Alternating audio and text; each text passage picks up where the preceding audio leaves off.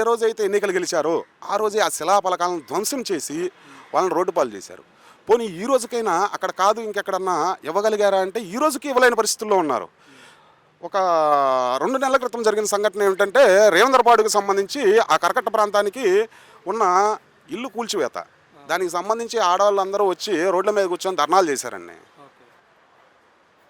ఇవన్నీ కూడా లోకేష్ గారి ప్రాతినిధ్యం వస్తున్న నియోజకవర్గంలో. ఇదంతా కూడా లోకేష్ గారు నియోజకవర్గంలో మాత్రమే జరిగింది. ఓకే. మేము చూస్తుంది కూడా. ఈ రోజుకి వాళ్ళకి కనీసం ఇల్లు కేటాయింపులు లేవు. అదేమంటే మీ ఇంటి దగ్గరికి రావట్లేదు, మీ ఇంటి ముందుకు వెళ్తారంట. ఇంట్లోంచి అడుగు పెడితేనేమో రోడ్డు మీదకు ఉంటుంది. ఓకే.